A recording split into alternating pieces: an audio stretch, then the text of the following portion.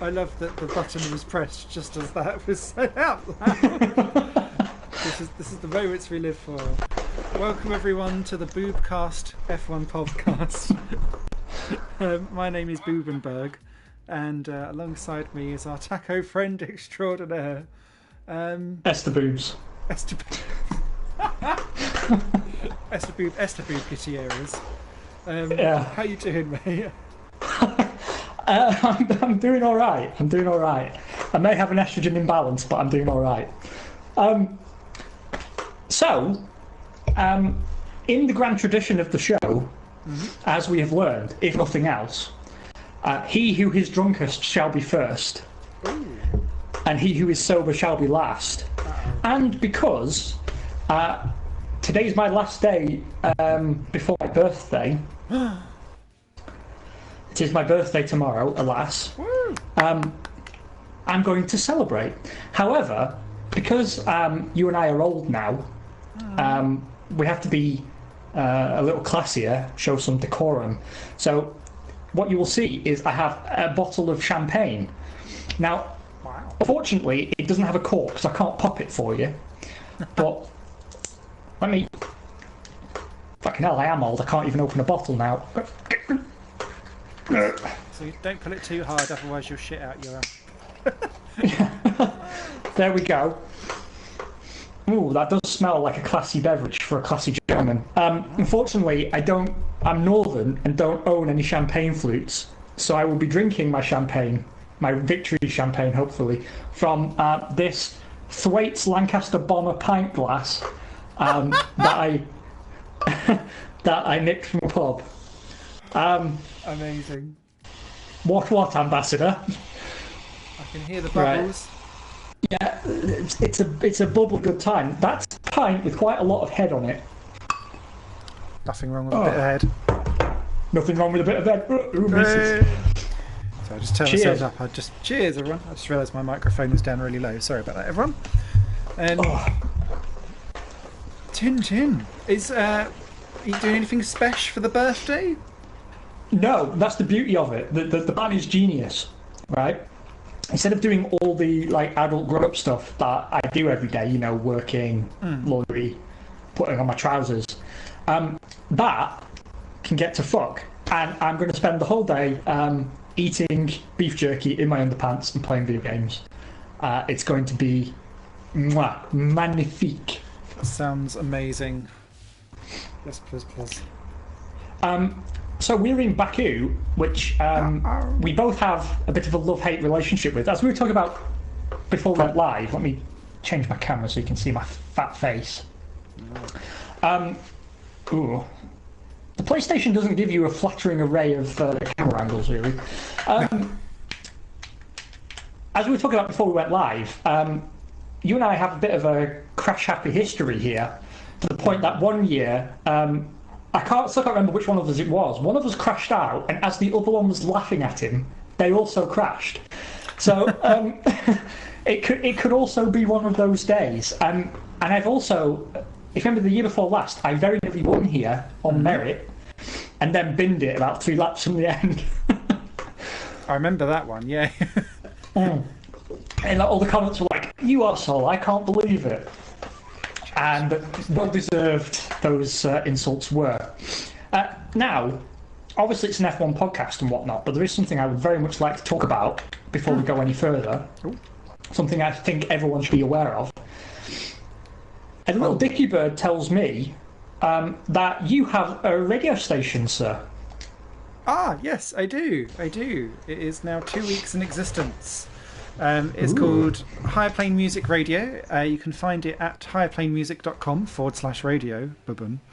And it's essentially so that website highlights loads and loads of independent and unsigned artists, normally rock, electronica, angry women with pianos, and a few bits of computer game music. So it's all kind of like a massive jumble of that, kind of split into a couple of hours of different types of music.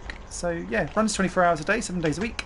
Currently you have to be in the UK officially to listen to it, but there are plenty of ways to get around that. So hashtag VPN, or use things like TuneIn and Streamer and things like that, and actually doesn't take any notice of legal boundaries, and it just lets everyone in the world listen anyway. The views of Mr. Smith do not necessarily align with the views of the Failcast F1 podcast and its sponsors and subsidiaries. I've just noticed the race is starting as wet, and then will go dry.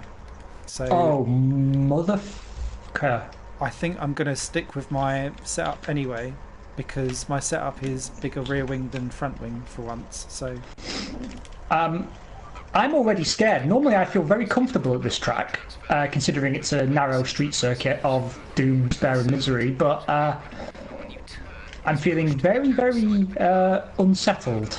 And I think it's because I know how likely it is that I'll bin it, that I'm trying my best not to bin it, and it's going to make me more likely to bin it. More champagne bubbles for you. It's a bin off. Right, anyway, with the birthday formalities out of the way, yes, we have much stuff to discuss. Yes, we do. And I'd like to begin as the financial administrators probably will in a few years over at Williams. With one Mr. Robert Kubica and his angry mob of insane Polish fans announcing that they will leave Williams. The interesting point was that it was a point that was repeated many times in every interview, in every article about it. It's his decision, it's my decision, I'm walking away. It's definitely nothing to do with the fact that I have been lapped by my own teammate at 50% of the races this year, nor that I am often 2 seconds a lap off his pace. It's definitely nothing to do with that. I just don't like Williams. I imagine Williams were okay with that on the basis that he wouldn't, I don't know, maybe stir up his fans against them and have Grove firebombed or something. But it definitely hit me as a jumping before he was pushed kind of scenario. Absolutely. Oh, I just got distracted there by Lando Norris going fastest and me thinking, doesn't he drive for Haas? Because in my career mode, he does drive for Haas. And I was thinking, what's he doing on pole? Now, the other rumour, of course, is that he is in talks now with Audi about a seat in the DTM. Which I think kind of surprising, but it could work quite nicely, that couldn't it? Really, I think that would work quite nicely, because I think that the main issue is, I think, like, technically wise, like, he knows how to drive a car fast, and when you consider injury wise, and then having to relearn, like, in your 30s, going from being right-handed to left-handed, and then having to, like, do anything at vaguely the same percentage of goodness is going to take a long time. But in theory, like, how to drive and all of that kind of stuff is still there. What is not there for me is the extreme precision required for an open wheel fast single seater top tier drive. No.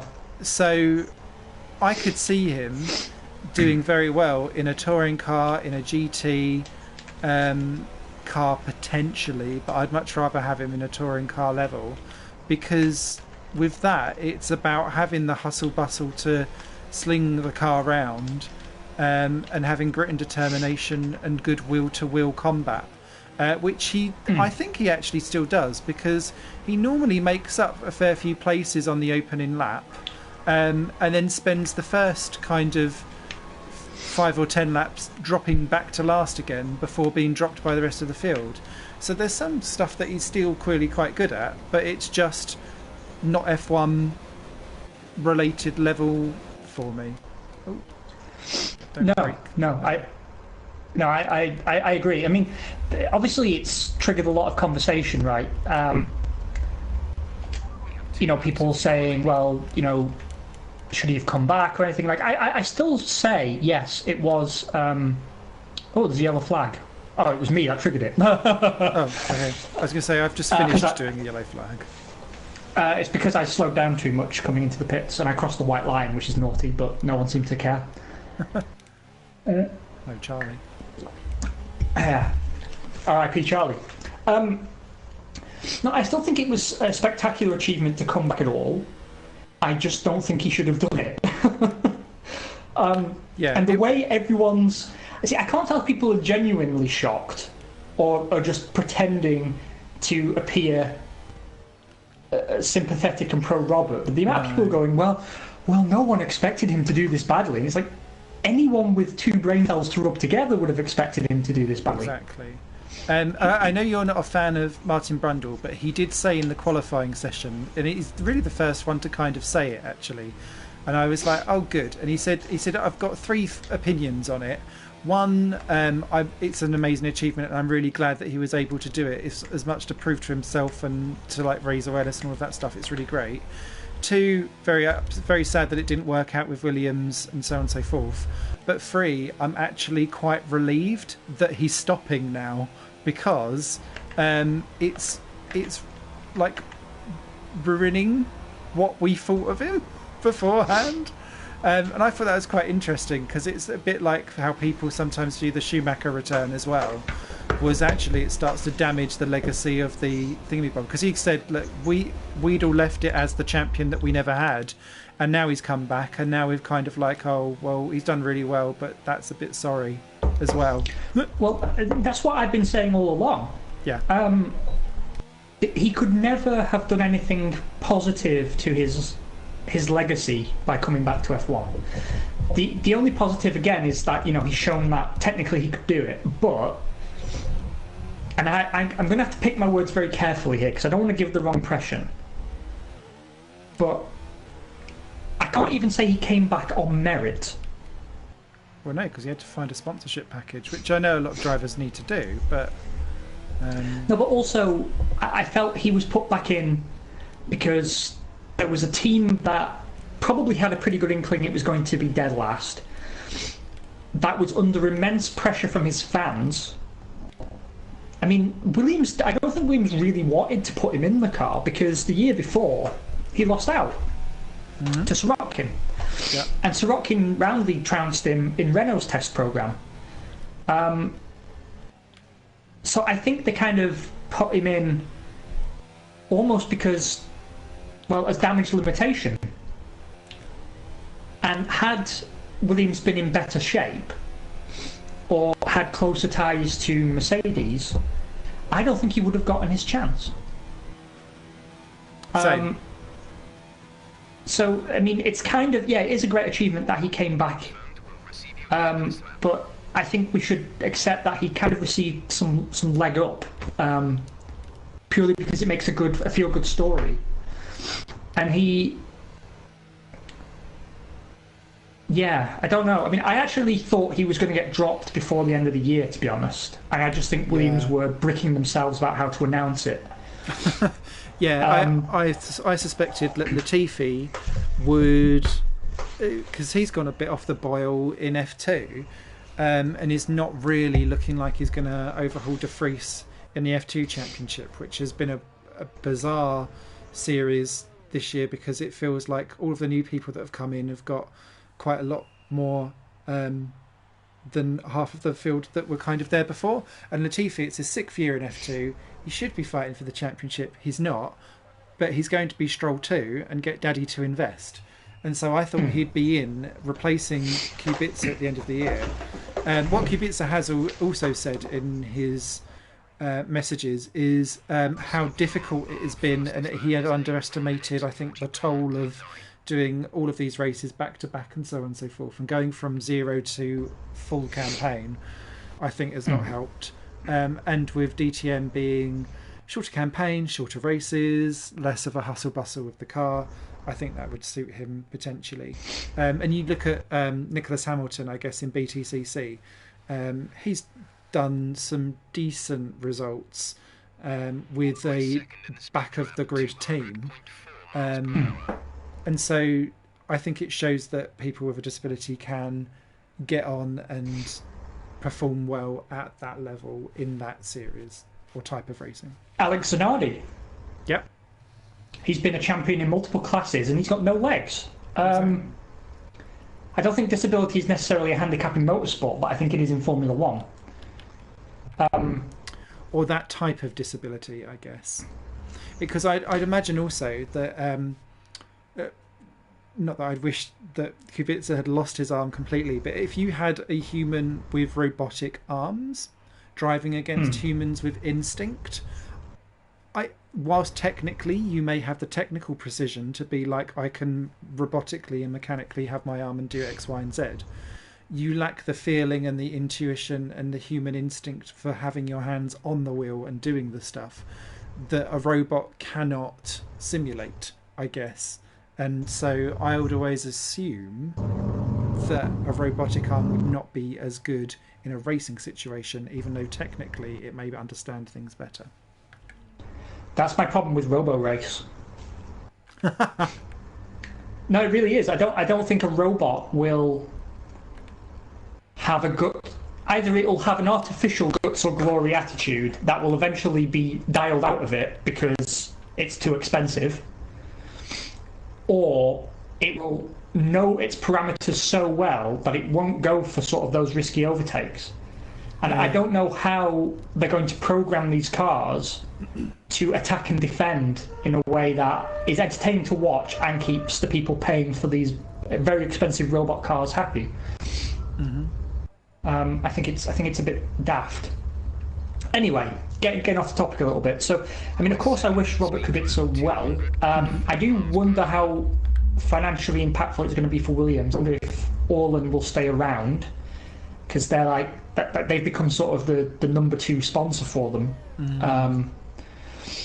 However, I still think it's the right way to go. Whether Latifi gets the seat or not, it's an interesting time for Williams, because I actually think with how the cars come along this season, they might just be able to get themselves off the back next year. Yeah, I mean, I was really encouraged, although it didn't quite transpire in qualifying. George Russell was 15th in FP3 this morning, and I was like, where did that come from? And he was ahead of the Haas's and a Force India, and I was thinking, scratchy chin, you're actually knocking on the doors of the rest of the field now. Wasn't far off in quali, but wasn't 15th or getting through to Q2. I tell you what, there's signals of a fluke there, isn't there? Yeah, I tell you what, he's dragged some performances out of that car that should be far more commented upon than they have been. Yeah. I think the only person who gives him credit really is Will Buxton, who makes a point in Paddock Pass to point out when George has performed strongly. Yeah. Because it kind of goes uncommented upon. I mean, you don't really see the Williams on TV, actually. Which, you know, that kind of goes against the ethos that Channel 4 brought in when they took over the UK coverage, which was, we're going to try and show you all the teams. But I think this year I've mostly seen Red Bulls, Renaults, Mercedes and Ferraris. Because like even McLaren have been performing really strongly, but I can't remember many situations where the camera has followed the McLaren for a few laps. Yeah. I mean, I think maybe there was some more coverage of Lando Norris at the start, but because McLaren seem to be in their own, the sort of no man's land, you don't see them. Yeah. Because they're always sort of 4th, 5th or 6th, but, you know, 10 seconds behind the cars in front, 10 seconds in front of the cars behind, and just cruising. But still, all credit to George Russell. I think he seems quite happy at Williams. I'm impressed by how patient and cool-headed he's remained in what must be a very frustrating set of circumstances. Yeah. And I think that sort of quiet confidence has done him favours, and I don't think his career will be damaged by being at Williams, which, you know, could have gone either way, to be honest. You know, flip a coin and it could have been interpreted very differently. It almost seems to blow with the wind, that kind of thing. Yeah. Be interested to see what happens with Ocon at Renault in that regard. I find that fascinating, because that will be a sink or swim, I think, for Ocon, because Danny Rick will have none of his inter-team rivalry that came out with Perez, and Ocon needs to, as you were saying with Russell, we've got the temperament and the patience to kind of pull something out of the bag and work with the team to get there. Ocon needs to make sure that he can temper his enthusiasm of being a year on the sidelines hungry and then coming out and overdriving, over-demanding. I don't want to say prima donnaing because I think he might be a nicer guy than that. But there's a hint. He's a very nice guy. Yeah, there's a hint in there where I think I know you want it that badly, but just don't you use that as a positive, not as a force of pushing people away in the pursuit of something. I'm with you on that. Yeah, I mean it's hard to say actually how it's going to go with him and Danny Ricker's teammates. But you're right. I mean, Ricciardo generally doesn't rise to the bait of his teammates. But then again, I'm not even sure Ocon really wanted to get into a fight with Perez, really. I think it kind of happened organically just because they were both getting roughly the same out of the same car, which meant they were trying to occupy the same stretch of track very often. Yeah. I guess, there's something to be said for having a clear 1-2 standing within a team, because your cars should be running near each other, but not so near that they're tripping over each other. And part of me thinks that's why they chose to keep Bottas at Mercedes. Because if for any reason Lewis doesn't make the finish, there's a pretty good chance Bottas can pick up the pieces. Yeah, you know what I mean? He's sort of, yeah. Because I'll be honest with you, I really did think it was time's up for Bottas. I thought that Mercedes were getting a bit edgy about their rivals having young prospects like Verstappen and Leclerc, and they had an old geezer and a getting there geezer. And it's almost as if Mercedes have become the new Ferrari. They don't really do the young driver thing. I did cross my mind that Ocon is a big talent, and I'm confident enough to say that much. And it made me wonder if they were sort of thinking maybe it's time to bring in some fresh blood, actually, because Lewis won't be around forever. And Bottas has shown in the years we've given him that maybe he's just not going to get to the same level. No, and I don't think he will. And although I do like Bottas, but no. I guess what they need to be also really, really... Oh, that wasn't what I meant to do. I was too busy changing my fuel thing and forgetting to turn out of the pits and just belly flopped over the massive curve. Graceful. The thing that I think Mercedes need to be really careful of is that they've got Ocon and Russell as their talents. What they need to be able to do, in my mind, unless they want to do a clean sweep, is to phase them in so that they don't have two new drivers coming into the team at exactly the same time, and they've spent years building and working in a way that suits two drivers on their way out together. So because if you've got Hamilton maybe going at the end of 2021, 22 maybe, Bottas for me Bottas would be going at the end of next year to bring in Ocon or Russell, whichever one they want to go for first. Then when Hamilton decides that he either wants to retire or go to Ferrari, then he can choose that, and then they bring in the second one, because they don't have anyone else really Mercedes wise that are there, because I can't remember if Nick de Vries was actually tied to Mercedes or not, but he's decided that he's off to Formula E now, so he doesn't really count. And I don't know of anyone else in the Mercedes driver program that is coming through affiliated anywhere to them at all. No, that's true actually. While we're on Formula E, actually, I was surprised to read that apparently Lewis Hamilton has told Toto Wolff that after F1 he wants to go to Formula E. Oh, really? Yeah. Or at least he said he wouldn't be averse to it, which I think is a sort of I mean, that would take Formula E to a different level, wouldn't it? Really, in terms of popularity, having a big name like that. Yeah. Moving over, but also, I don't know if you saw it. The front page of Autosport.com, I think about Wednesday, the two headline stories were Hamilton, and a quote from him saying, I think I'd be able to be, paraphrasing, I'd be okay with retiring having not been a Ferrari driver, but of course every driver wants to drive for Ferrari. And then the next story was Toto Wolff, Vettel start from finished. And I was thinking to myself, oh my god, just kiss already. Like, it's the one of the few occasions where I looked at that and said, you know what, a straight swap would actually be really good for everybody involved. Yeah, I really do think it would be. I think Vettel at Mercedes would be such an excellent fit that it's untrue. Hamilton to Ferrari to partner Leclerc, that would be fireworks all along. I actually really like to see that, but I guess it won't happen. I get the feeling it won't happen. Although I do get the sort of feeling from Lewis that he does kind of regret that he's never been in red. Yeah, I don't know why, but I do agree with that. It's an interesting one. Because it's like the last big achievement in F1.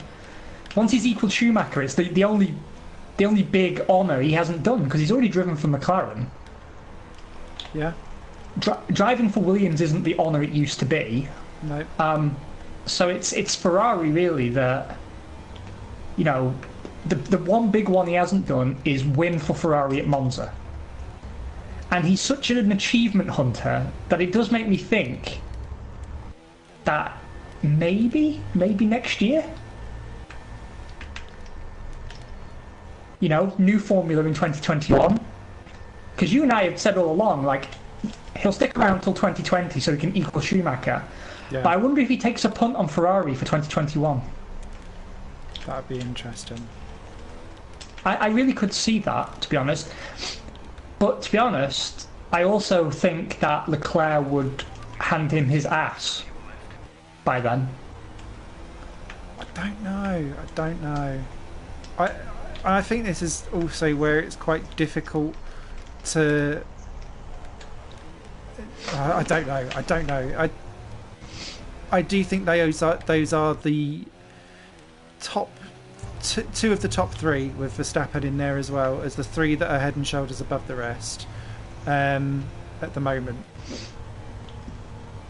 But well, I mean, the laws of aging dictate that Hamilton will be about his peak at the moment and will start to come down the other side. Think Nigel Mansell to McLaren. Whereas Charles should be technically getting faster and faster. And I don't know, I think there's something about Charles Leclerc that I think Lewis Hamilton wasn't quite prepared for somehow. I do like the fact that Monza is set up like this huge rivalry to come, because he wasn't happy with any of that. And I think Leclerc is the man who could do the emotional rattling that Rosberg could do to Hamilton occasionally. Yes. I don't see Vettel being able to do it, because Vettel would break first. Yeah, I think you're right. No, I think Charles has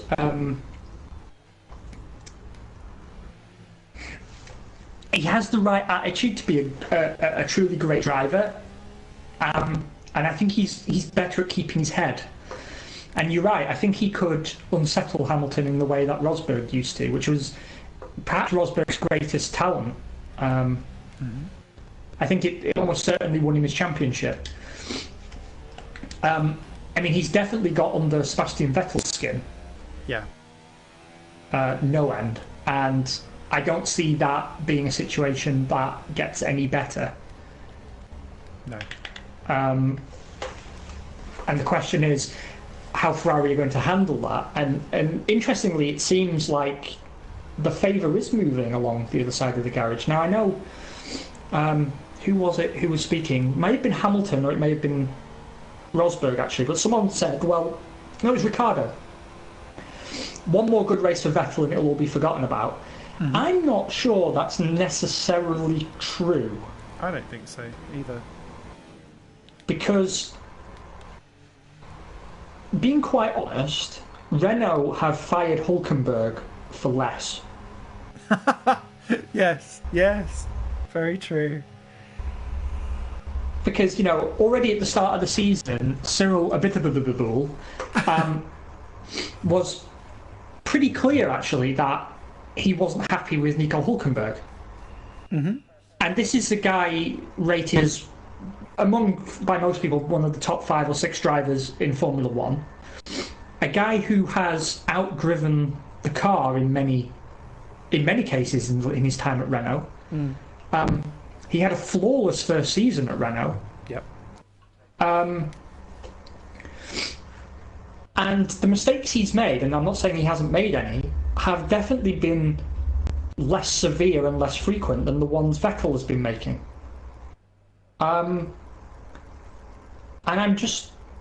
Ferrari do tend to be a bit of an ocean tanker in this regard. It takes them a long time to make a change, which can be a good thing, right? Because no one wants drivers being fired like they are at Red Bull, No. You sneeze over the breakfast bar and you get fired there. So I honestly don't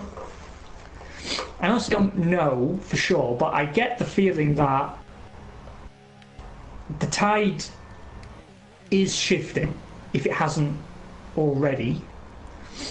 And the only thing I know from qualifying today is that Leclerc pulled it out of the bag again. Yes. And it was a mega lap by Vettel, and Vettel was going for better and made a mistake, and Leclerc didn't, and that's basically what decided who was going to get pole in that regard. I mean, he's just able to get on and deliver. And what I find particularly interesting about the whole thing as well is thinking about, if we go back to Bahrain and replay that exactly as it happened, but swap Leclerc and Vettel around, I don't know if Vettel would have been able to come back from that in the same way Leclerc did.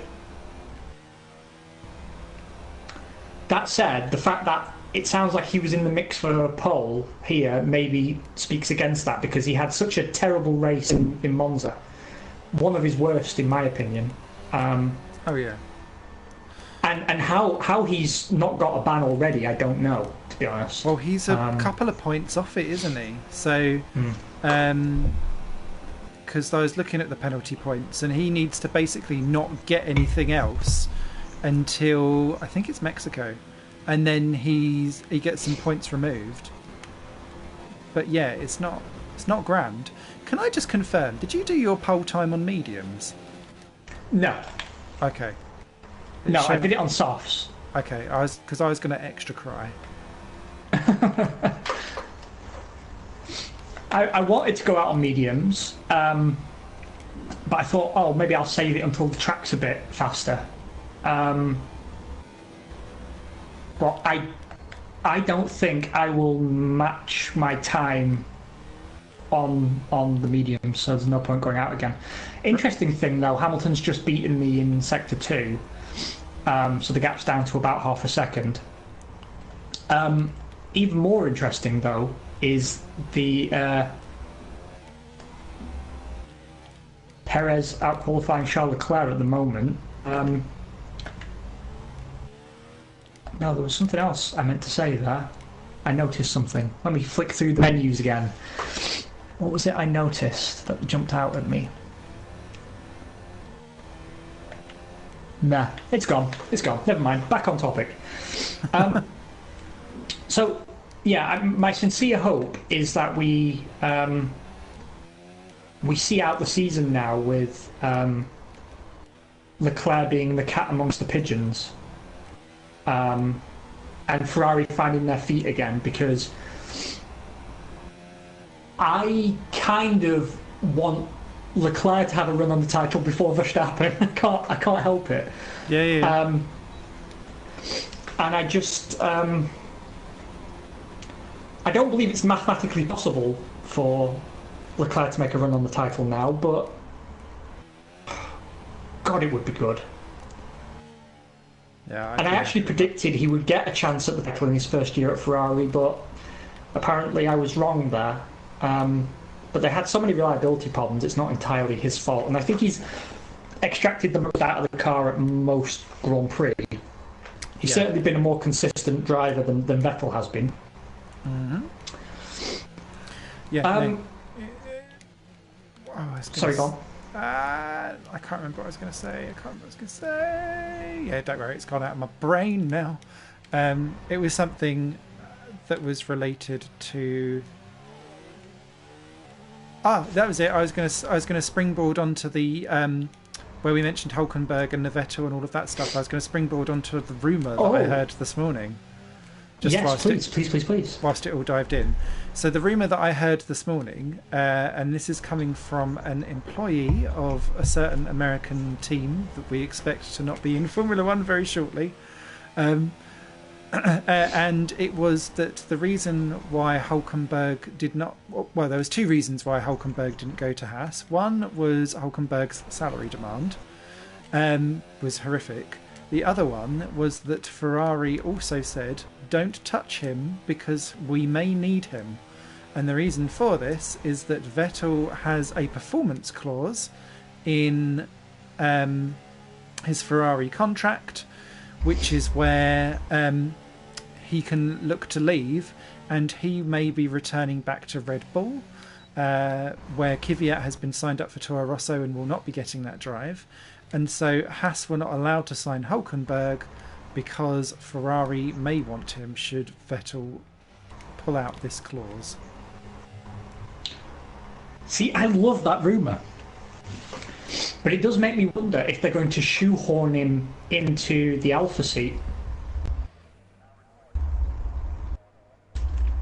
Because I've heard two rumours on this as well. We're hearing a lot of rumours lately. Yeah. So as you know, I'm in a Swiss German language Sauber group, and there are some insiders in there as well. And they told me 2 weeks ago, well, they didn't tell me directly, but it came up in the conversation, that Antonio Giovinazzi had received a contract. Mm-hmm. It just wasn't official yet. But the fact that it's still not official after his great drive in Monza makes me wonder if that rumour was just rumour. Because the other rumour is that there is Ferrari interest in Hulkenberg, and that they may well... They're weighing up the idea of putting him in at Alpha and taking Giovinazzi back as a tester. But there are two very strong camps in Maranello on this, because there's a part of Ferrari that really wants Antonio Giovinazzi to improve and to be the Italian driver that they've long wanted. Yeah. Now, you and I are both sceptical that's possible, but the team have come out and publicly defended him. Yes. However, there's the other part of them, the part that probably looks at Alfa Romeo's sales record, who view Hulkenberg as Ferrari material, potentially, when a seat opens up there. And then, of course, there's Sauber themselves, who still run Alfa Romeo. It's just called Alfa Romeo, but the car is still built by Sauber. Yeah. And apparently, Sauber look at the potential of the car and the points disparity between Raikkonen and Giovinazzi, and are quite rightly pointing out that they could be fighting for fifth in the constructors if they had two comparable drivers. Mm-hmm. And so there is a quite high potential that regardless of what Vettel does, Alfa Romeo Sauber end up picking up Hulkenberg as a safe pair of hands to get the team back into the higher paying positions in the Constructors' Championship. And the question is whether the Giovinazzi lovers get their way. Because if you look at the comments that come out about Giovinazzi, both from Sauber and from Ferrari, they do have a tendency to contradict themselves a little bit. So, they do point out the points disparity at Sauber and that they're not happy with that. But then they also make a point of saying, well, he's come along so much in the last few races and he's going from strength to strength, which you could argue there's some truth to that. But I just don't know whether it's enough. I think what's interesting with Alpha at the minute, and Chimpy just put in the chat actually, Leclerc can still win mathematically by 80 points. So I suppose is that with Hamilton DNFing though? It must be with a significant amount of DNFs, I'd imagine. The thing with Alpha for me is that they have an inability to be able to run two cars at one Grand Prix at the same time. And when they do, that's when they're not competitive. And this harks back to the Sauber days of the 90s to me. And you know Esteban and me with 90s F1. So, as Giovinazzi has done well, Raikkonen is busy finding all of the barriers. When Raikkonen is scoring massive points, they're giving Giovinazzi the most stupidest strategies that he can't hold tyres along for, and then he drops down the field and makes stupid mistakes. And I want to see a bit of an evening out there. I think Giovinazzi has fundamentally the pace to be very, very good. He's just too inconsistent in being able to apply that across a Grand Prix. Because, and I still think he'll be kicking himself from Spa, because dropping it on the last lap from 8th was just a foot in mouth moment. So much so that the race chat that I'm in during a F1 race was, with about 3 laps to go, almost everyone just put Gio in the wall, lol, just because we expect it, and we expect a problem, and it takes a while for that to kind of tune out and phase out, and he needs a clear run of starting to out qualify Raikkonen again, because which he did today, but also staying ahead of him on track. You can follow him home in his footsteps, and actually that, I think that would be enough to secure him the thought of Ferrari, so that they can go, oh, you could be a potential number 2 at Ferrari, lol, because that's exactly what Kimi done. Very well, actually, as the seasons grew on. I was more happy with him and his performances as he got older, rather than being trapped there in 2014 and 15 looking very bored and off the pace. Yeah. But that team must be hemorrhaging money and costing a lot of fortune. And if Hulkenberg, for a couple of £1 million in salary, can give them an extra 20 million in constructor standings revenue, with no sales coming through from Alpha, bada bing. Yeah, I mean, well, that's the point, right? The team is actually financially stable again because they received a huge cash injection for the title sponsorship deal, and since they got that, the car's filled up with sponsors, so I believe they're okay. And the Sauber engineering business is, if I recall correctly, profitable. But there's profitable and then there's profitable, and there's a huge difference in the amount of money coming in between 8th in the constructors and 5th in the constructors. And I don't know. I agree with you. Giovinazzi reminds me a little bit of an even more inconsistent Jarno Trulli. Because, when Jarno Trulli was on it, he was really on it. Whereas when Giovinazzi's on it, he comes home 9th without binning it. And, that's based on, of course, just this season, really. So it may be a bit early to call, but I don't know. There seems to be something about F1. I was having this conversation the other day, actually. There seems to be something about F1 that once you've been in and then gone out again, you can never come back successfully. No. I suppose maybe. Have you noticed that? Yeah, Grosjean, I guess, would be about the only one I can remember that's had a gap year. Raikkonen's comeback wasn't the same. Luca Bader. Yeah, it is awkward to be out of the loop. And I guess as well, you then start to fall out of the radar of other people. I tell you, it'd be interesting to see with Ocon then, quite how that goes. Yeah, that's the big question mark for Ocon for me, actually. Not the driver relationship or anything like that. The two big question marks are: will Renault pull themselves together enough to make his move there turn out to be smart for his career? And can he be one of the one who's been out of F1 and been able to come back with any degree of success? Because it just doesn't happen. I don't know why, but it just doesn't seem to happen. And even the greats couldn't do it. Mansell, Schumacher, it just doesn't happen. Andretti. Prost 1993. That's about the only one I can think of. But then that was in an all-conquering Williams. Yes.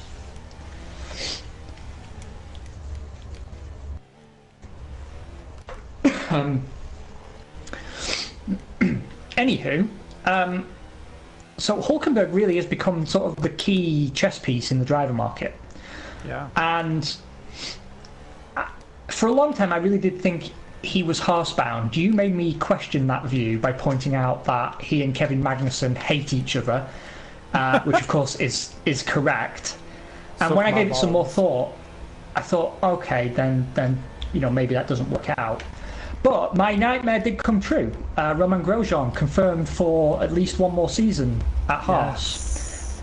And actually, when they explained their reasoning, I sort of thought, okay, fair enough. Their reasoning being, well, he was the only one to notice that our upgrade packages weren't working, and we didn't believe him. And then when we gave him a chance to prove it, he did prove it, so maybe he's the right guy to help us develop out of this hole. And consistency in drivers is key if you're going to develop your car into a better car. Yeah. And I sort of thought, okay, fair enough, that makes sense.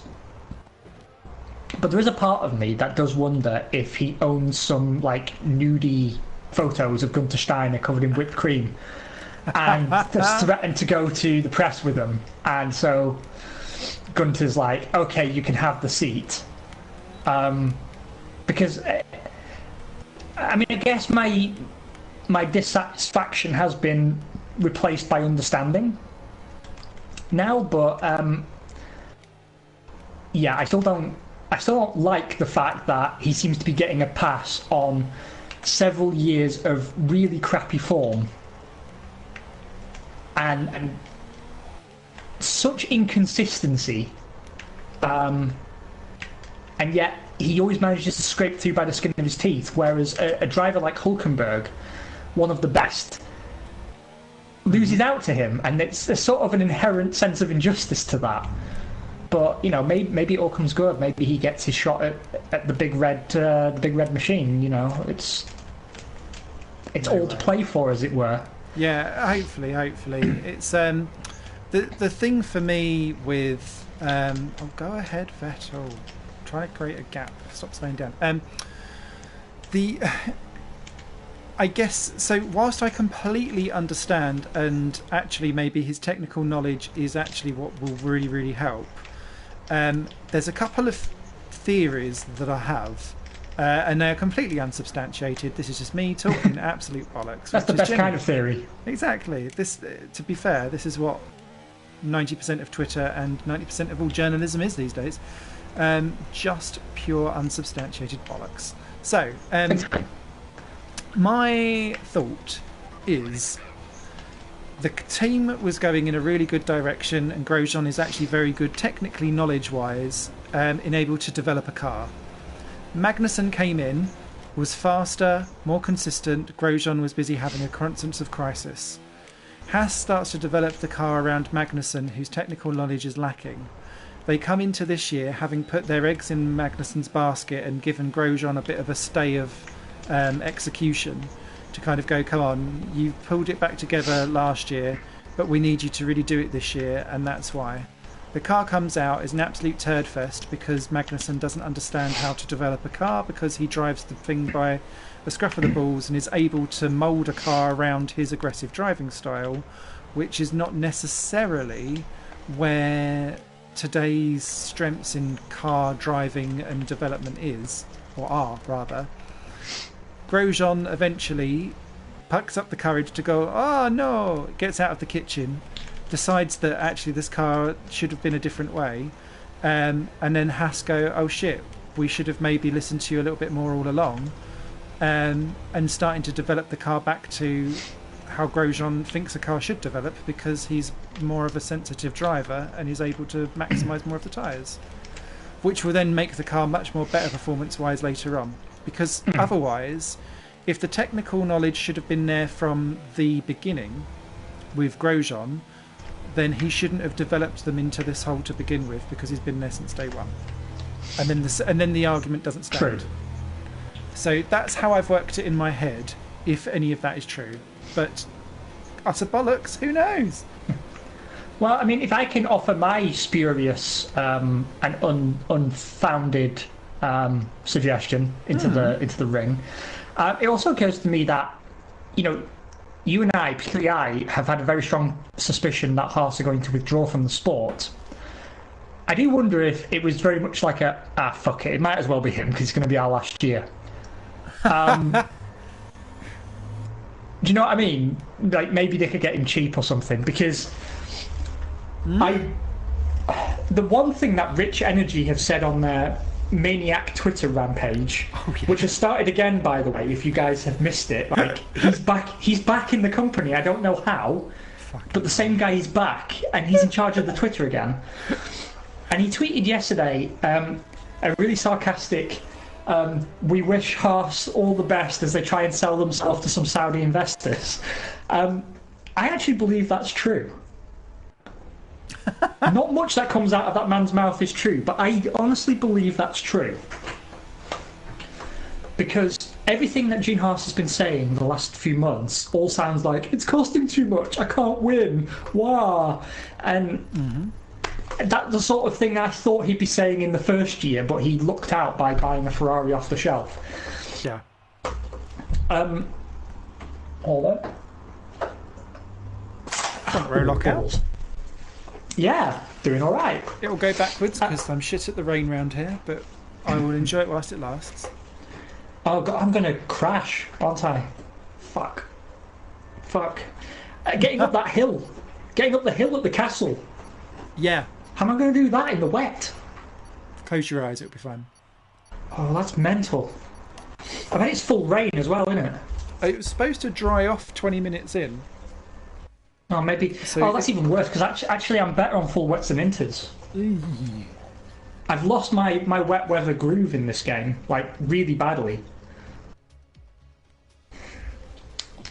I don't know. And I have really bad starts in this game as well. Like, I've noticed I was told the other day you need to rev like 10.5 to 11,500 revs, which is basically just brushing the throttle. I've tried that. Makes no fucking difference. So people are talking out of their arse. Oh, I just full throttle it. You full throttle? Yeah, I have. Doesn't that bog you down and spin everything? Yes. but at least I know what I'm getting myself in for. This isn't good. That's 4 lots of wet and then a dry, a cloudy and a sunshine. So that's good. That's a half and half jobby. Yeah, it is. Potentially. I don't think one set of inters is going to make it until the rain actually stops either. Same. Not with my tyre wear. Oh well, fuck it. Let's just crash, shall we, and get this over with. Hey. Okay. Right, I'm going to take your lead then. I'm just going to fucking floor it and see what happens. You spear off into me and we're both out before turn 1. I'll tell you what I also do as well is I turn the ERS deployment down so that it makes me smoother on. See? Oh, that was a better start than I've had recently. Oh! God, no, we're racing! No, this wasn't the deal.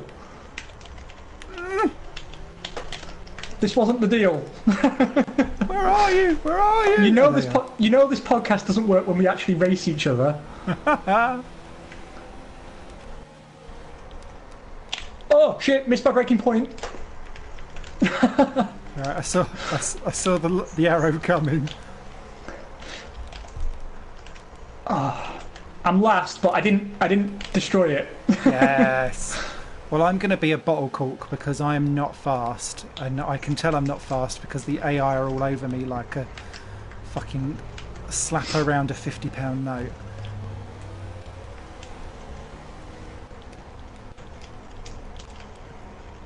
Because I definitely don't feel confident around this bloody bit.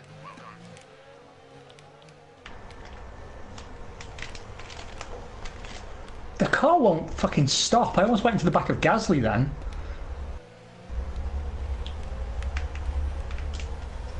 In his Red Bull.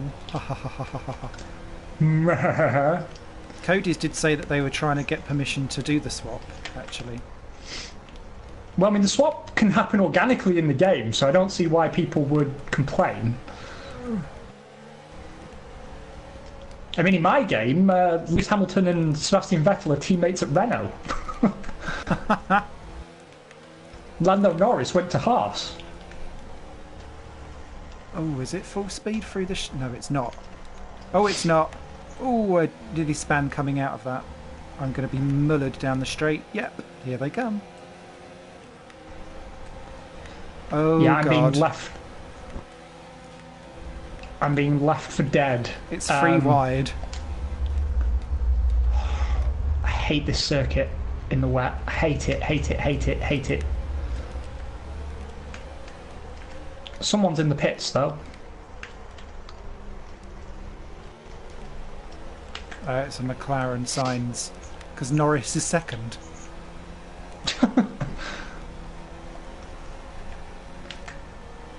What position are you? I'm still in the lead, but I've literally got about 10 cars all behind me. Oh no, Norris is in the lead now. Now I am. Leave me room, Lando.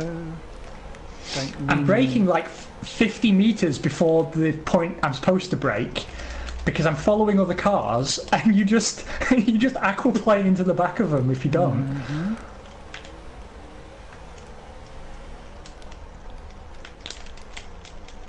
This is not an overtaking friendly track either, is it? No. Which is just as well, because it's meant that I've been able to stay in the lead. But yeah, if everyone... I can tell that I'm shit because I haven't been able to drop anyone off my train.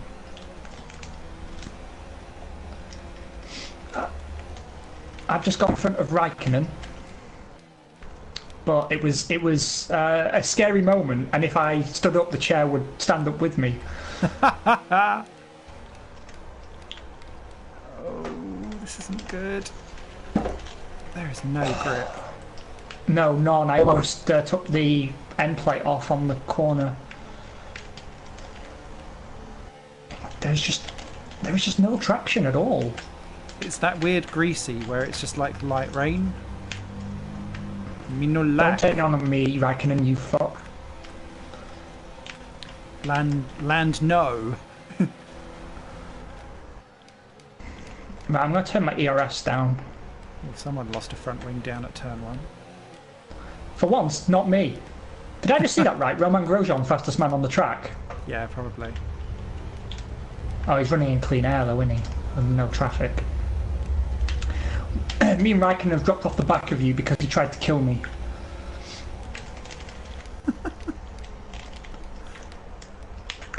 The conditions feel like they're getting worse. The track's just getting slippier and slippier.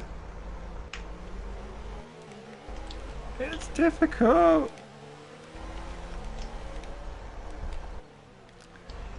Has the latest patch then upgraded the rain to drag strip Germany levels of drama? I don't know, actually, but, I mean, in this version of the game, I used to have such a groove for the wet weather, but in this version of the game, I just can't drive in the wet anymore. I'm really annoyed about that first lap mistake. It was because I was watching the back of your car, seeing which side of the track you were moving to, and I totally missed my braking point. Not by much, but in the wet, it's enough, because you lock up and then you just go poof, off into the distance. Yeah. Fortunately, though, it was a runoff area, so I didn't hit anything. My car's completely intact so far. And I didn't Vettel my way back onto the track and, kill myself or some spectators or anyone else. Okay, so next up is Hulkenberg, who's quite far ahead of me. And he's going to keep getting further ahead at this rate.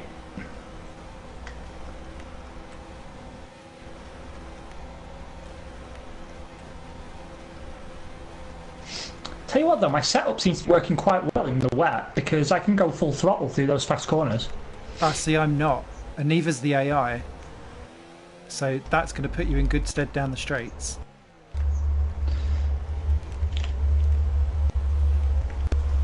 Yeah, you can still do very well in this.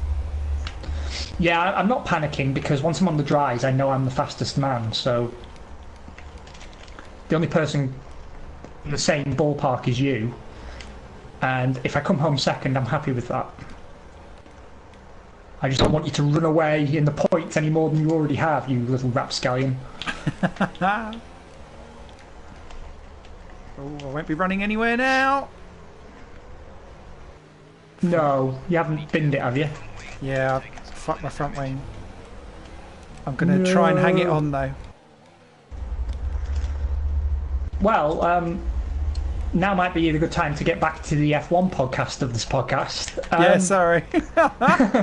No, everyone knows the rules. The first few laps, particularly in the wet and on street circuits, it's just impossible to host a podcast because you're bricking yourself. Who misses? Sorry, had to get through the uphill uphill section by the castle into the old town. So, speaking of Haas and these investors, I don't know if the Saudi investor element is true, but I could see them backing out. Yeah. They've been making a lot of very strange moves recently. Oh shit! Now I've done my front wing. Box this lap. Fuck nuts. Looks like the weather is going to dry up in about 5 minutes. Inters seem like the fastest tyre for now. Shows how bad the car's handling, though. That actually it seems to handle a bit better with only half a front wing. Are you boxing? No, I've tried to continue on. I've asked Jeff. He says it's going to dry up in 5 minutes. All right, then I will. Sorry, Jeff, I lied to you. But if I can hold everyone up with my shitty wing, then hopefully that means that with both shitty wings we won't drop too far off everyone. I don't know. I'd already dropped 5 seconds behind Hulkenberg because I ran wide at a corner and they just disappeared. But anyway, they've made a lot of strange moves, like announcing a new livery, which was the same livery with Rich Energy removed from it. I was like, why even make a press release and photo for that? Like, completely unnecessary. Yes, indeed. Now, keeping Romain Grosjean, a lot of people disagree with that, but we have discussed the reasons why you would do that. Yeah. Blackmail, nervous breakdown, car development. Catering. Yeah, catering.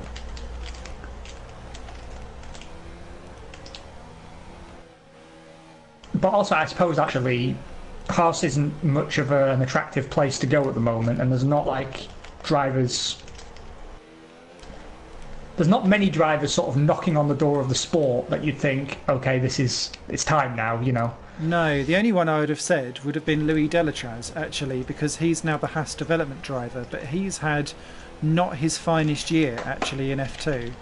and I think he would do wise to stay back in F2 for next year to show that actually he's better than what he's shown, because he's had so many reliability problems when he's done well, and then he's been caught up in loads and loads of crashes. Oh, my DRS has broke. Your nose? DRS. Oh. Weird. As long as it's not stuck open. No, it's okay.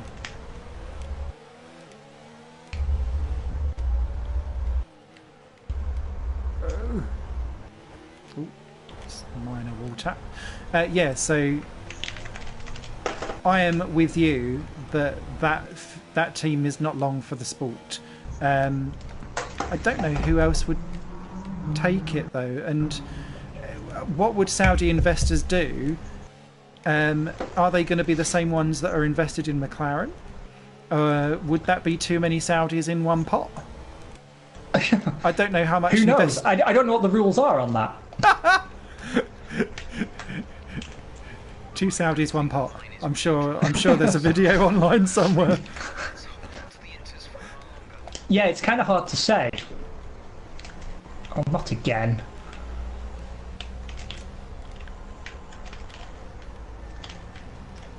I'm having the race from hell. Needed more champagne, mate. Yeah.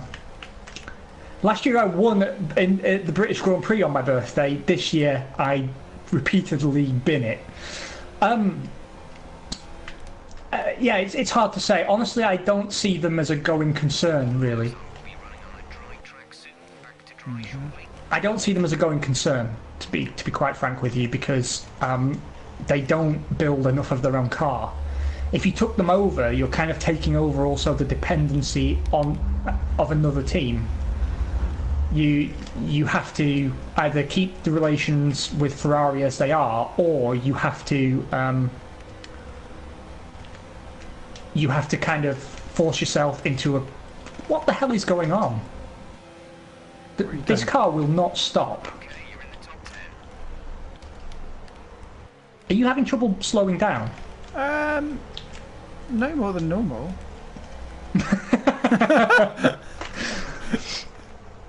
I really am. I am struggling though, but I can't put it. I think it's also down to the fact I've got an orange half wing.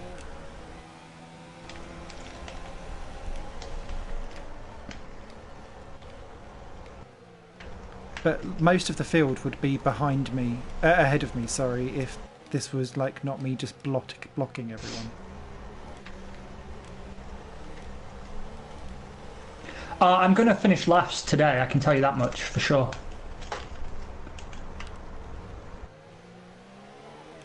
Because once it comes dry and I come good again, I'm already like half a lap down on everybody, and I've just damaged my wing again.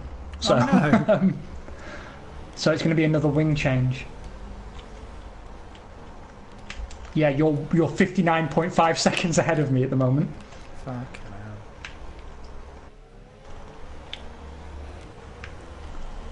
Do you know, I could have won this if it wasn't for the rain.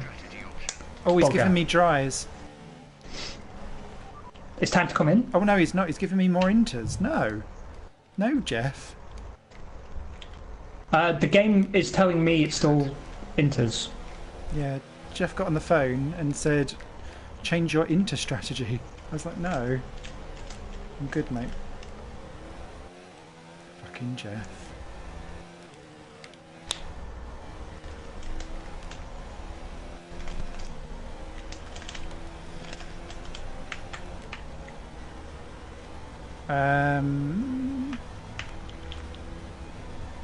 Okay. So, the point I want to cycle back to, if I may, Of course. is the idea of Vettel potentially returning to Red Bull. Ah, no. And it's one of those things that I both do and don't believe. No! Oh no. Jeff got on the radio to offer me a new strategy, and I, instead of pressing the brake, I pressed the MFD button and realised too late. Oh, goddamn. It's going to take some work to close this gap to you now. A new strategy is available from the MFD. But that's fine, because that means I can go on board with you. Which is good because I'm pitting for dries this lap and I have broken my front wing in a bizarre move where Hamilton was on the inside, I was struggling, went into the wall, and then I think Norris smacked into the back of me, so we're all a bit damaged. I know, what a mess, eh? Never mind. Never mind. I think Cody's do need to come up with a better solution for the MFD, though, because It's really clunky, isn't it? you need your thumbs. You need your thumbs. Oh, well.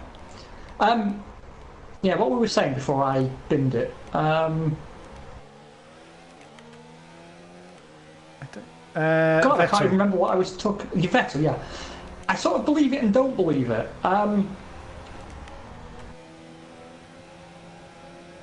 Yeah, I mean, even now, I'm finding it hard to actually make an argument in either direction.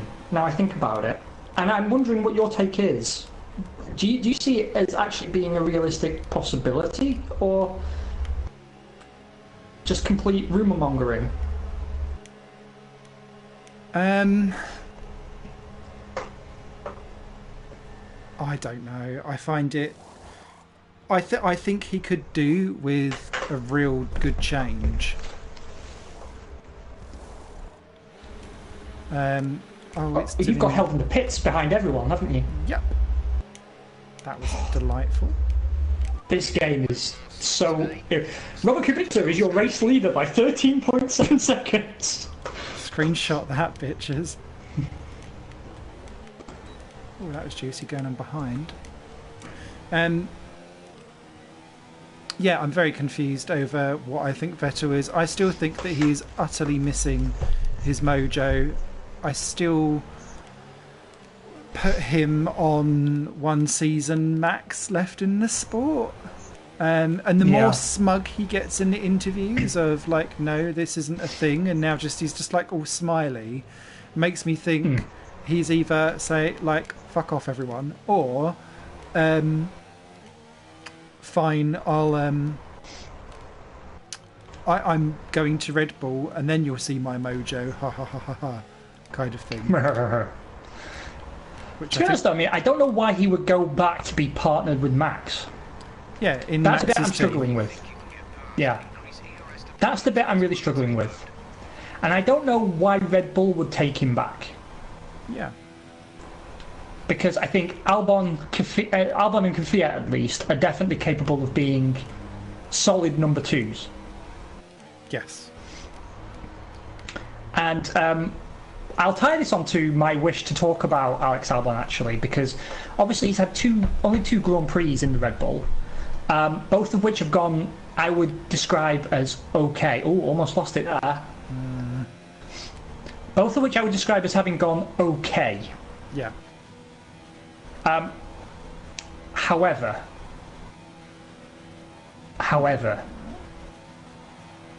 not gone as well as I had hoped. Agree. There's times he's looked a bit toothless, and he seems to like claw it back at the end of races. Mm-hmm. So he has like a really conservative start, and then eventually kind of finds his way. And I don't know if that's necessarily good enough for them to say, okay, that's the safe number two we've been looking for, because I think they're a bit more ambitious than that. That said, we've not had a race where they've really gone up against each other, because one of them's always had a penalty. Yeah. So I'll be interested in what happens in Singapore. Yes. So in qualifying, it was 8 tenths today was the gap between them. Albon's never been to Singapore, so I expected it to be a little bit worse here. But to me, that is still mildly worrying. Thankfully, though, he's 6th on the grid. And I think if he can sustain that at least, because it nearly wasn't. And to be fair, it nearly done Bottas until Bottas improved right at the end. But yeah, it's going to need to be better. And there needs to be a trajectory, I think. I don't think they mind too much if it's like that now, but they need to see inroads. And that was where it wasn't happening for Gasly. There was no inroads. And what's interesting with that is that he's then gone to Toro Rosso and been bang on it, which I think shows the difficulty of this car. Well, Alex Albon's been saying the same thing, right?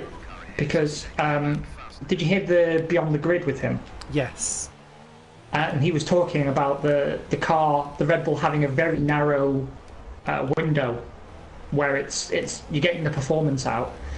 And that does sound like an Adrian Newey car, to be honest. Mm-hmm. You know, something that works supremely well, but within a very narrow set of parameters. So I think he's kind of up against it a little bit. Oh, you might do him here. No. The AI are very, very hard to overtake in this version of the game, I find.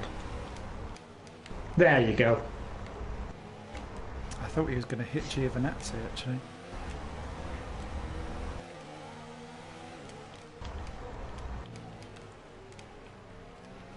Oh, that was a cheeky move.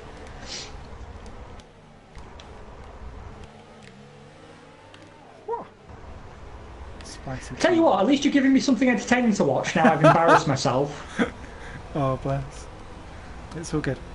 What was you saying, sorry, before about? Yeah, I mean, the car's got a very narrow operating window, is what he's saying. Yeah. And I guess he's having a hard time getting the car into that window until later in the race, and maybe only on certain compounds of tyre.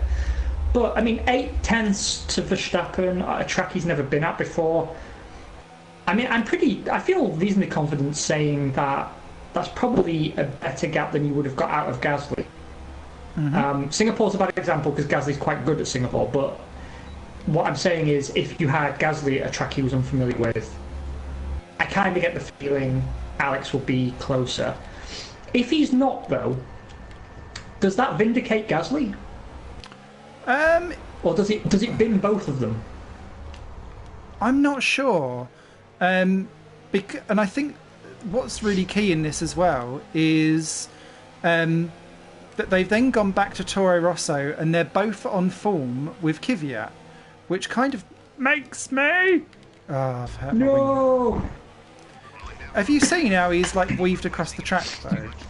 Yeah, I think the AI actually breaks a lot of the sporting regulations pretty regularly in this game. They're very, very aggressive defenders. And they will not back out when you're coming into corner. Like, you always have to be the one to back out. Yeah. I've never had them cool off. I don't know why. Is the car still drivable? Yeah. But it's minorly noticeable, but it's going to be annoying. But yeah, I mean, it's hard to say if this... Does it vindicate Gasly, or like we saw with Alguersuari and Buemi, does it just cast them both into the abyss? I think that's because ultimately where it will go. Because, I mean, ultimately they've already decided that Kvyat can never come back into the big house. He's at the children's table for life. Because why they would already confirm him at Toro Rosso when Albon's still unproven and Gasly, well, just didn't deliver... I mean, that makes no logical sense to me, unless, of course, they know Vettel's coming back. Yeah. But again, then why wouldn't you have Albon and Gasly at Toro Rosso? Actually, you know, the more I think about it now, the more it makes me think, actually, Vettel isn't going to Red Bull. Yeah. It doesn't make much sense, does it? No. Plus, if they've already tied one of the seats to Kvyat, then what they're saying is, I presume, either Gasly or Albon will be at Red Bull and the other one will be at Toro Rosso. Because if Vettel came back, does that mean they're keeping Kvyat but binning Gasly, who seems to have found some pace? Mm-hmm. Like, that doesn't make any sense. Yeah. Then again, they've got no qualms about summarily firing Kvyat out of nowhere, so who knows? Maybe they're all in the bin by the end of the year and they'll bring in some old random people. Hashtag bring back Christine Clean. Ah. He's probably still only about 30. Yeah, it's really odd talking about him because he wasn't in the sport very long. I want to get nostalgic for a minute if I can, because we missed covering this a few months back.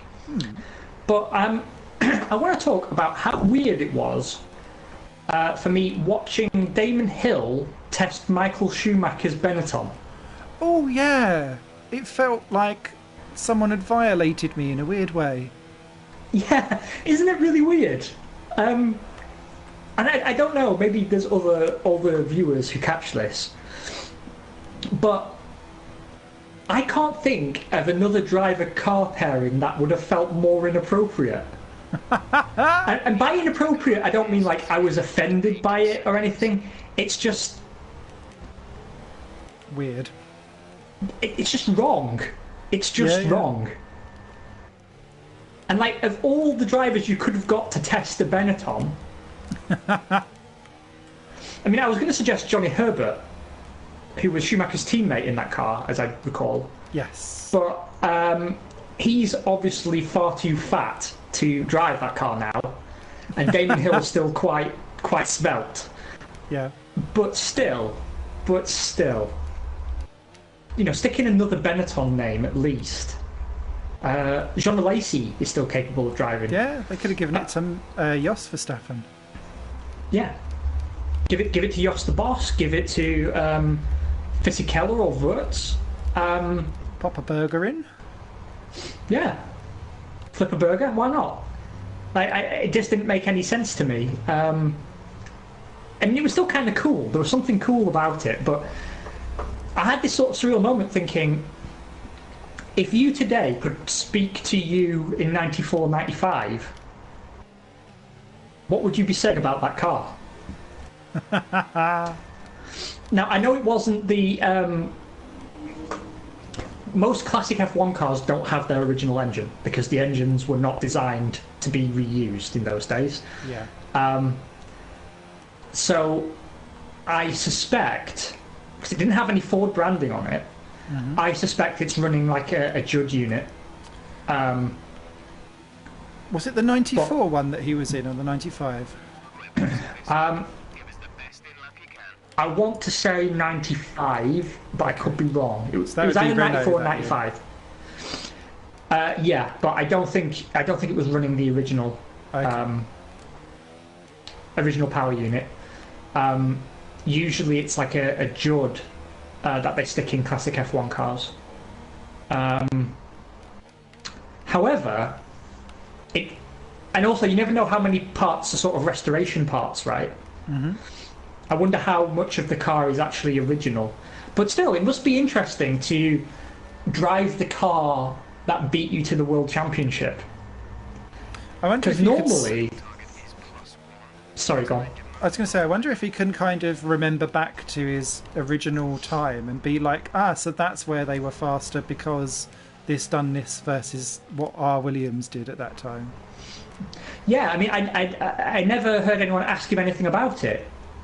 And I thought that was an opportunity for a really good interview or a piece in Autosport. Yeah. But no one picked up on it. I'm just really not sure why. The other thing that struck me about all that, by the way, is this. Why, when classic cars get tested, is it always a Lotus, a Williams, a McLaren, a Ferrari or a Benetton? In fact, actually, not even Ferraris that often, come to think of it. Why do we never get treated to... And joining us now is Adrian Suttle in a LaRousse. Why does that never happen? Don't make me moist.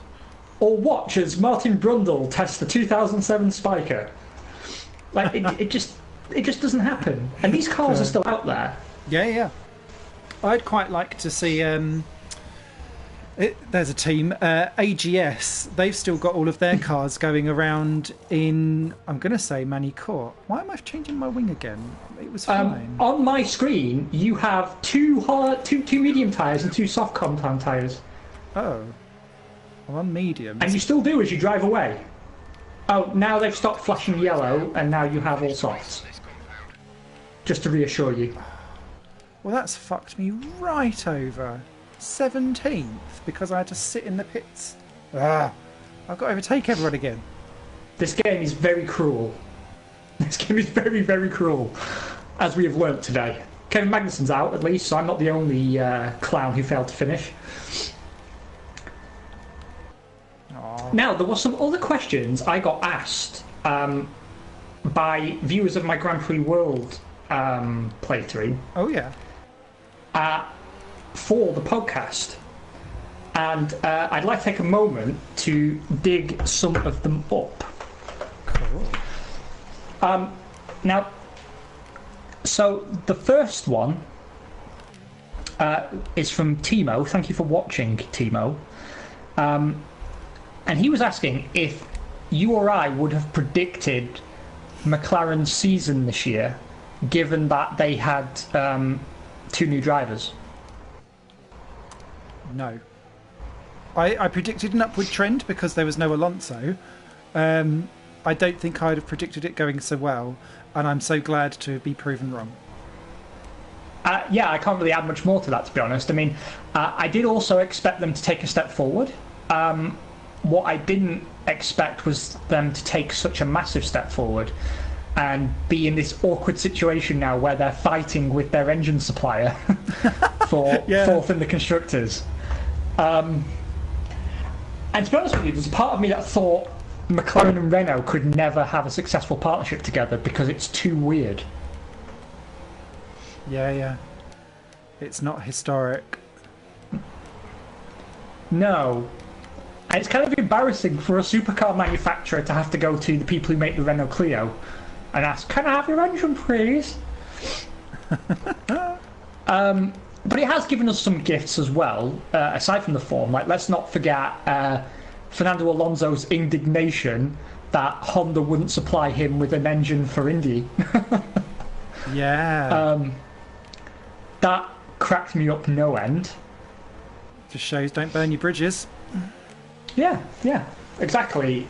And, and Honda and Renault are 2 very well-established engine companies that will come back eventually. So, other questions, bear with me, I've got to drink some more bubbles. Chin chin. Why, thank you, sir.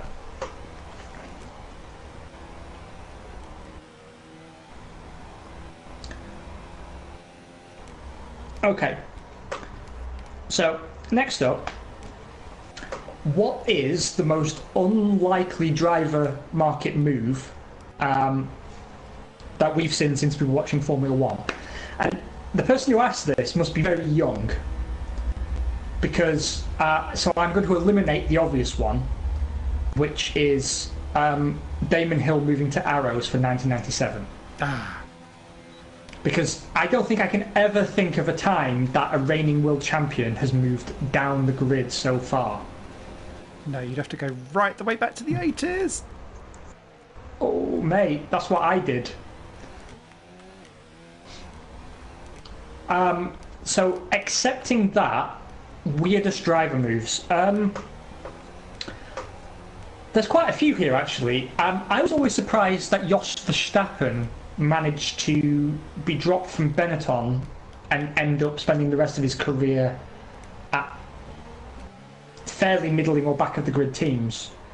And he's a driver, actually, that every team he moved to seemed to be progressively worse. Nice, mate. Good job. Yes. With the exception of Stewart, because he moved to Stewart at a time that they were doing okay. But if you recall, he started at Benetton when they were entering championship contending form. Mm-hmm. And then from there he went to Tyrrell, who... Well, the 97 Tyrrell wasn't the worst they ever made. Oh no, But it was in the same... Done a few in between then, didn't he? Oh, he went to Footwork, didn't he, for a bit? It's Footwork 96, Simtech 95. Yeah, so that's quite an obvious downhill trajectory. Yes. Then Tyrrell, then he was out of the sport. Yep. Then he came back. Stewart. Yeah, he came back first with Stewart. And then was it Minardi then Arrows or Arrows then Minardi? Arrows then Minardi. Yeah. Because there was a couple of years between them, and because he ended up being ousted by. Oh God, this looks horrific. Hang on. But he went to go and do the Honda project, didn't he? So this is what I learnt from the Beyond the Grid with Yoss that came out this week, actually, which was quite interesting because he sounds really, really bored when you talk about his career, but he's like mega wanky when it talks over Max and very excitable. But he's living vicariously through his son, isn't he? He is. And Tom Clarkson is basically trying to peddle the theory that all of his career was basically gearing up for Max's. And I was like, no, because Max didn't exist for the first half of that career. So, no. The big thing, though, was that... so he joined the Honda project in 1999 because they were supposed to be on the grid in 2000 with a new car, and he'd been promised the race seat. And the Honda project was actually very, very good. And he was basically they were saying, look, were the times like staged because they were ridiculously fast? And he was like, no, we weren't running low fuel, we weren't doing anything, we was genuinely that quick. And the first thing that made me think of was, God, doesn't history repeat itself? 2008, 2009. But essentially it was you twat. What? I didn't see anything. Another wing. I grazed the wall. I've done Your the wing. wing is intact on my screen. It is Completely. yellow. Oh. What was I going to say? But essentially the Honda project fell apart when Harvey Postlethwaite was taken ill, and I think he either died then. Yeah. He died 2001. Yeah. So yeah, it kind of all fell apart, and that's why he was out of the sport for a bit, and came back with Minardi, but heart wasn't in it, and then left for good, kind of thing. So yeah, that is a downward trajectory, definitely. See, that's something I don't understand, right? Why that Honda project fell apart, and I'm glad we've got onto this actually, because you and long-time viewers will know I'm a huge Harvey Postlethwaite fan. Yes. I think he's one of those names in F1 that's continually been overlooked, and I'm not sure why, because he's been involved in some belting cars. Mm-hmm. And I understand like his death leaving a big hole to fill, but the work had already been done. Yeah. To a large extent. And why you would take a car that was that promising and then go, actually, we'll not bother. And I do wonder if part of that was maybe being scared by, seeing how it's gone with other new entrants. I'm sure for many years after, BAR caused its fair share of nightmares. Although, I don't really... Actually, that was a question that did come up, actually. It's kind of weird that we put around to another question. Because someone did ask me, do we consider the BAR project to have ultimately been a failure? No. No. But there's several reasons as to why I would say that. So, the first one is... I couldn't see where the Markham boards were, sorry. The first one, or reason why I'd say that, is because look at what it now is today. Yeah. So if you trace back the DNA of everything, that is now a championship winning team, and obviously everything that kind of comes from that kind of filters down. I would say that they are the template of how not to do your PR entering your first season of Formula One. Yeah. And also how to, and this is more from a Villeneuve perspective than anything else, how to not mix business and pleasure at a top tier level of sport. You can do that when you're trying to run a business and you're doing mates rates and stuff like that. Mates rates don't work on a global motorsport stage. And we're seeing time and time again how cruel top tier of sport is for not being a platform for being nice and gentle. And I think that's where they fell down. But ultimately, no, they were a decent midfield team. My memories of AR are very mixed. At the time, I had sort of love-hate for Jacques Villeneuve because I felt he was the reason that Damon Hill got kicked out of Williams. Yep. So I disliked him for that, but I found him a very exciting driver. And back then, I had a real issue with Ferrari. I can't quite remember why, but even before like the Schumacher era, quote unquote, began, and he was dominating everything, Yeah. I was bored by the Schumacher Ferrari combo. But it was odd for me that he would make the move he did to BAR. But I do struggle to think of a new entrant, quote unquote, that got so much right but still ended up flopping. Yeah, because that beginning year, they didn't score a point, and they was the only team not to. And with the budget of, what was it, 300 million, if I remember? Or am I quoting Toyota? I can't remember. Redonkulous. No, they did. I don't know if... I think we're quoting Toyota, actually, but they still had a vast budget, huge budget. Yeah. And they poached some of the best staff from up and down the paddock. They had a world champion driving the lead car and a very promising youngster who eventually amounted to nothing, partnering him, and just didn't deliver. And actually, I've done it again, because as I'm looking on my phone,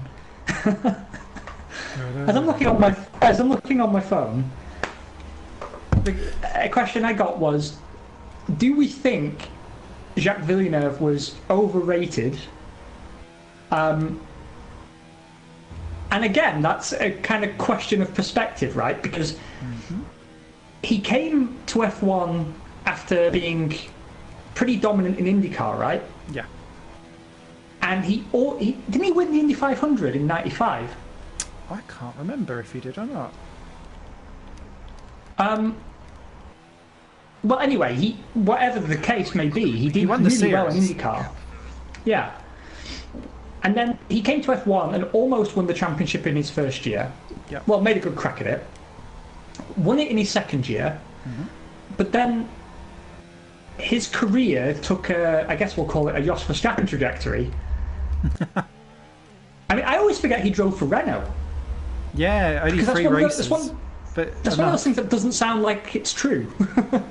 Yeah. And it's a team and driver mix that doesn't match somehow. No. It's the same way I block out Jenson Button's stint at Benetton. Because of how unremarkable it was for most of it. I think it's also because he was a Williams driver, and like Williams drivers going to Benetton or Benetton drivers going to Williams, it's just something that should never happen. Yes. And so I kind of block out one side of it. I've got like a selective blindness. But it is an interesting question, right? Because I don't know what machinery he was in IndyCar, whether it was the dominant team. But obviously we know how good the Williams was. Do you remember any particular standout performances from him after his stint at Williams? Because he's kind of been forgettable for me. I think so. I think he drove exceptionally well in 1999 for BAR because he was legs and like way ahead of Riccardo Zonta, that it was embarrassing. I know Zonta didn't exactly amount to like groundbreaking. Is Lando Norris going to win this race? I know there's someone else ahead. No, Perez. Sergio Perez is going to win this race. That's a perfectly normal English language sentence. Silence indeed.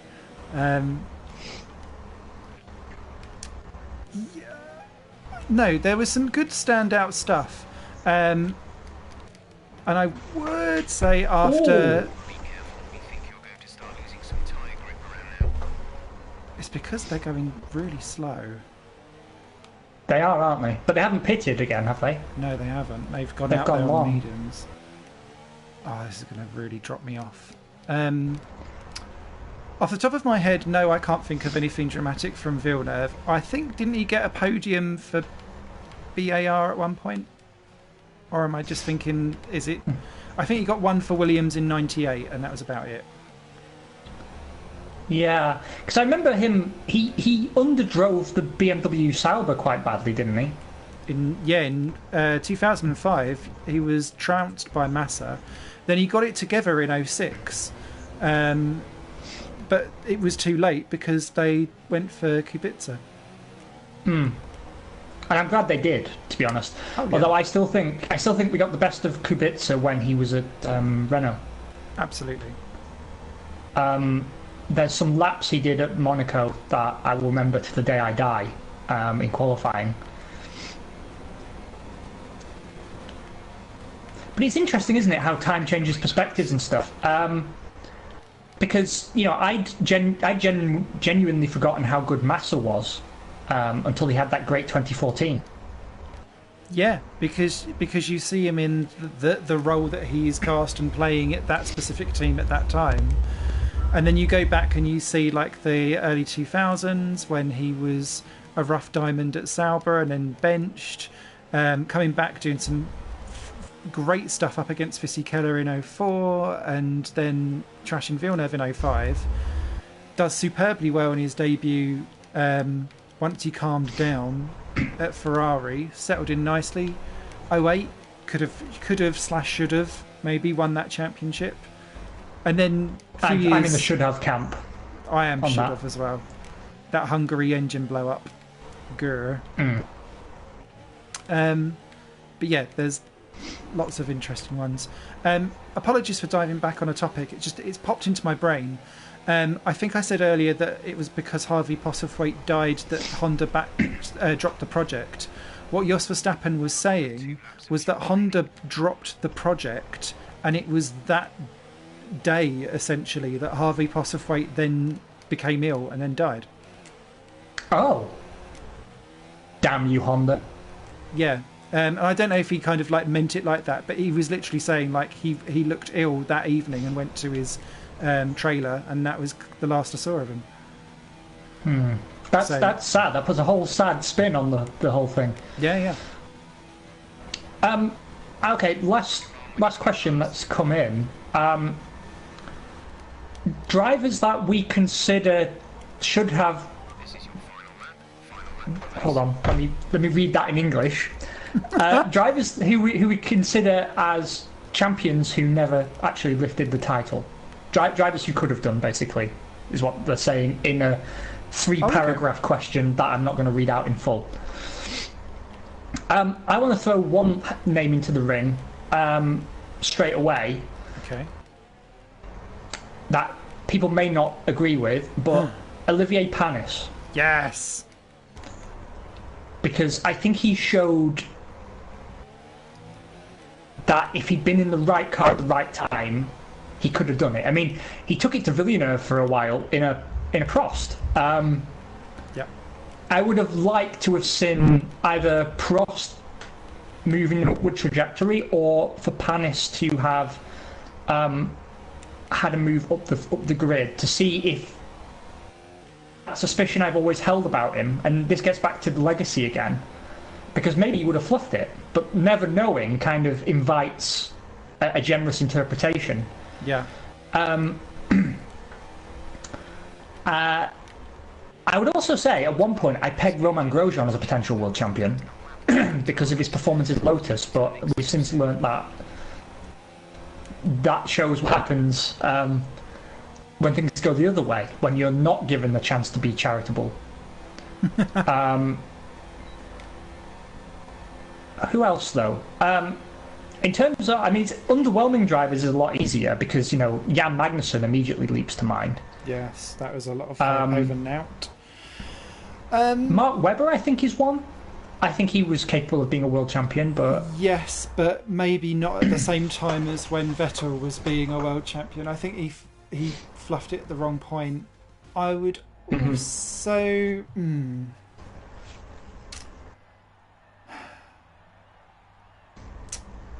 I was going to say, what would say your opinion on the swerve in Irvine because he was a nearly, but I think it was once you'd removed the like once in a generations out the way.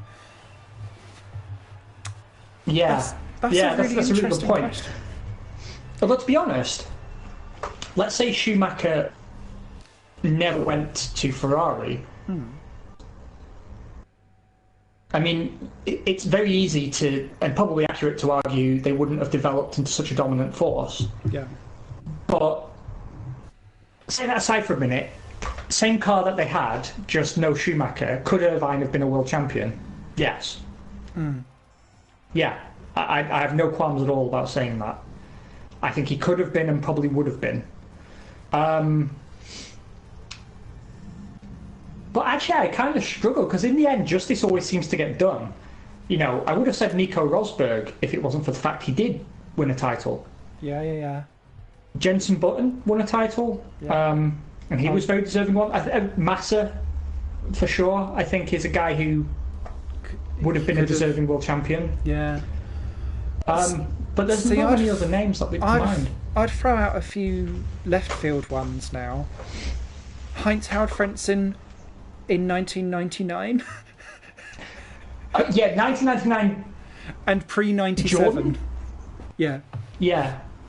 1999, Heinz-Harald Frentzen removed from Jordan and put in a Ferrari, yes. Yeah, that would have bossed it all. I would also throw out, just because I am a fan of the man, Pierluigi Martini as the biggest underdog ever. Stefan Beloff, if we're going back to the 80s. Actually. As the talent that never had the chance to do so. But yeah, from my eras of watching, they're kind of ones that spring out. Perhaps I was going to say Maurizio Gugelmin or someone like that, but then he didn't really exactly win everything in IndyCar either, so I'm going to shut up. I would venture, I think I'm getting my year right, 2009 Giancarlo Fisichella. Oh, with the Force India when it was front rowing. Yeah. I mean, I know he got poached by Ferrari and then kind of flopped, but I think if he'd been in a car that he was comfortable with, that had the same potential, I think he showed there. I mean, to be fair, Fisichella's had some good runs in his career. He's just not always necessarily been consistent, but I think with the wind blowing in the right direction, he could have been able to do it. And as for drivers who I would like to have seen more of, drivers I think who could have gone on to deliver more than they ultimately did for whatever reason, Kamui Kobayashi. Yes. Outside one here, but David Brabham. Yeah. Because he done quite well with his namesaked... he drove for his namesake team, and then I think he done a very respectable job in the Simtech.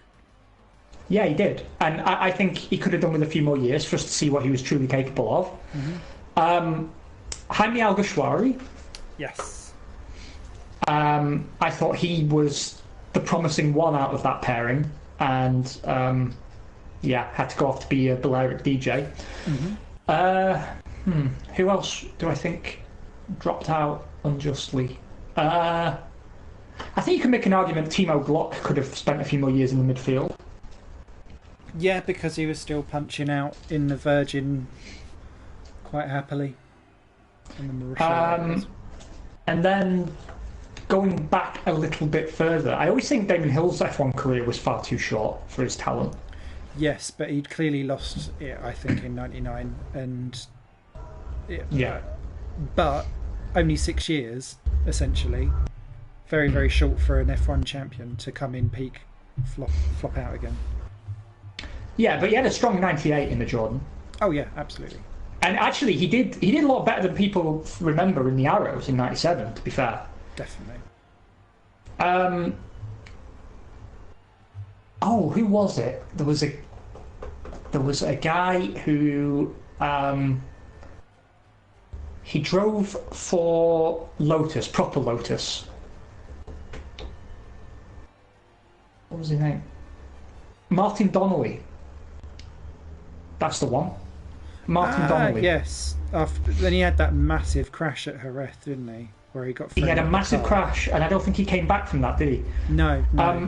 I think he done some British touring car, and that was it. But I might have it back to front. No, I'm not. I'm thinking of Julian Bailey. Sorry, who then replaced him. Yeah, that's right. I would have liked to have seen more of Martin Donnelly because I think he needed more time to show what he was truly capable of. Yes. And who was the Italian touring car guy? Gabriele Tarquini. Yes. But then again, I don't know if that would have worked out. Nicola Larini's a name that keeps coming to mind as well, but I don't think he really justified being in F1 towards the end, right? Oh, no. Well, so I see now I would champion. Actually, so going back to people who I think could have been a champion, I think Gabriele Tarquini could have been, because he used to boss those AGSs and Fondmatels and all of those cars that he was given at the back.